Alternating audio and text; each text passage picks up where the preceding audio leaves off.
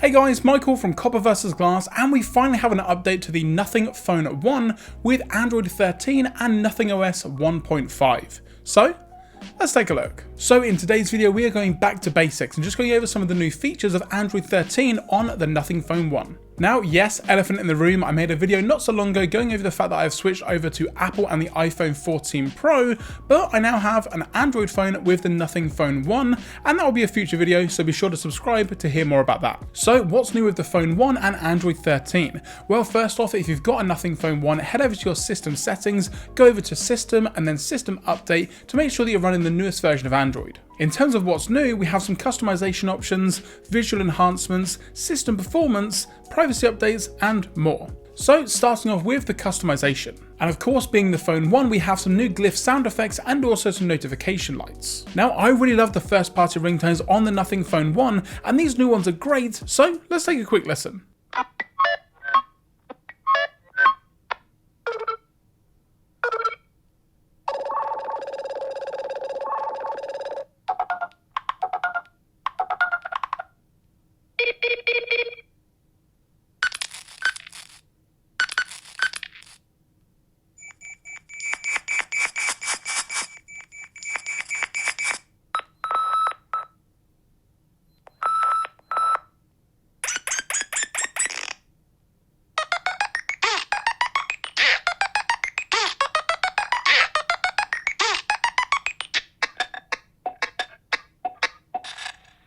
We also have tons more in regards to customization of the colours of your actual device with Material You. So icons can be themed by colour, wallpaper colours being used, plus loads more.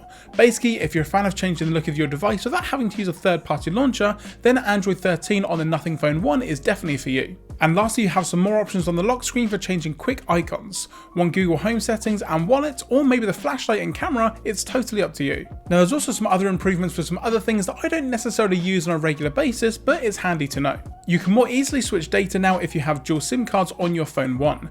You have a QR scanner in the quick settings and also in the camera, more languages on the device, clipboard preview, meaning that text copied will stay in the bottom corner of the screen to allow for editing before pasting. There's also some other changes under the hood like increased system stability and also some general bug fixes. Next up we have some app improvements, and for the first time we have a native application for weather on the Nothing Phone 1, and of course being on the Phone 1 it looks pretty good. Now keep in mind this is only a first draft of the application, so they may actually be adding things over time, because at the moment while it looks good, the functionality isn't necessarily there. Yes, you've got some information with regards to how the day looks and also how the week looks, but you can't actually then dig into each individual day without it then taking you to the AccuWeather website, which is a little bit of a disappointment. However, you've got pretty much everything else that you can think of with a weather application, so like humidity, UV index, wind speed, sunset, and of course the weather, and you've got a nice interface at the top here as well, and you can also add tons of other cities on there if you are one of those people that likes to know the weather in different countries or if you travel a lot. We also have a slight update to the camera interface in the camera app, but it's nothing too crazy,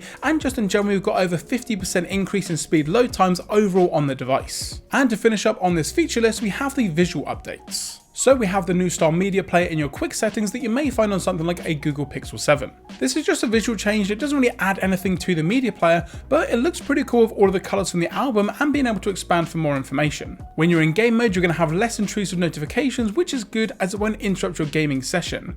This now works with the Google Game Dashboard to allow for screenshots, screen recording, FPS counter, plus tons more. You also have the option to turn on live captions across the whole OS on the actual phone itself, and it works way better than what you're going to find in something like the native YouTube application. It's really great that Android in general is adding all of these accessibility features for everyone out there. And to finish off, we have an update to some of the animations when you're turning the screen on and off. And of course, like all updates, you get a ton of privacy updates in the background, which again isn't necessarily anything that we need to delve into, but just to make you aware that this phone is super secure, and just in general Android 13 does a pretty good job with security overall. So in general, Android 13 and the Nothing Phone 1 go really well together, and I'm actually really enjoying getting back into Android. Now I am still working on my iPhone 14 Pro long-term review, which is going to be how the iPhone is held up after around 4 or 5 months worth of use from an Android user's perspective. And of course I now have the Nothing Phone 1 in-house with Android 13, so expect a ton more Android videos moving forward. Whether that's applications, customization,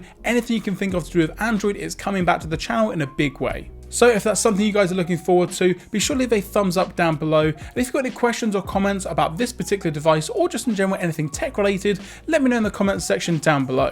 If you're not already subscribed, now's a great time to do so. And of course, once you've hit that subscribe button, don't forget to turn on those notifications so you're notified anytime I post a video here on the channel. I'm Michael from Copper vs Glass. Thanks very much for watching, and I will catch you guys in the next video.